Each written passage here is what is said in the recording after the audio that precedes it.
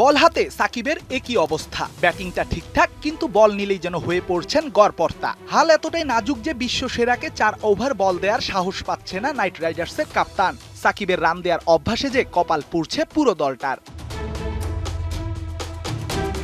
এটা আমার কাছে সেকেন্ড হোমের মতো লাগে সবসময়, বা সবাই নিজেদের লোক পরিচিত, বা কোচিং স্টাফ থেকে শুরু করে অফিসিয়াল সবাই, তো স্বাভাবিকভাবেই অন্যরকম একটা উত্তেজনা তো কাজ করেই। মেজর লিগে যাওয়ার আগে রাইডার্সে ফেরাটা ঘরে ফেরার মতোই জানিয়েছিলেন টাইগার পোস্টার বয়। ফ্লপ বিশ্বকাপ শেষে নতুন চ্যালেঞ্জ নিয়েছিলেন নিজেকে ফিরে পাবার আশায়, কিন্তু বয়সটা যে টেনে ধরেছে সাকিবের পারফরমেন্স। ব্যাটিংটা চালিয়ে নিলেও বোলিংয়ে হারিয়ে ফেলেছেন নিজের ব্যালেন্স।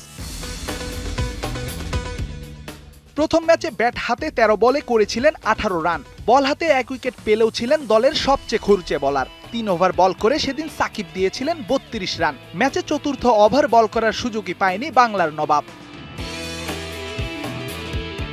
দ্বিতীয় ম্যাচে উইলো হাতে সাকিব দেখিয়েছেন বুড়ো হারের ভেলকি। সান ফ্রান্সিসকোর বিপক্ষে ২৬ বলে ৩৬ রানের ইনিংস খেলেন তিনি। কিন্তু ওই যে ব্যাট হাতে রানটা এলো, বল হাতে সাকিব যেন গড়পড়তা। সাকিবের বলে ফিল অ্যালেন হাঁকালেন তিনটি ছক্কা।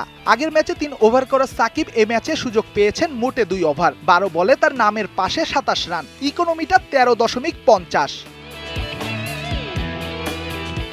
অবশ্য সাকিবের এই দৈন্য দশা নতুন না। টি-২০ বিশ্বকাপে টাইগার জার্সিতেও ছিলেন সাদামাটা। ক্যারিয়ারের অন্তিম সময়টা সাকিব ঠিক নিজের মতো পার করছেন তো, নাকি ক্রিকেটের সাথে বাহিরের চাপে হারিয়ে ফেলেছেন নিজের অস্তিত্ব? প্রশ্নটা তোলা থাকলো।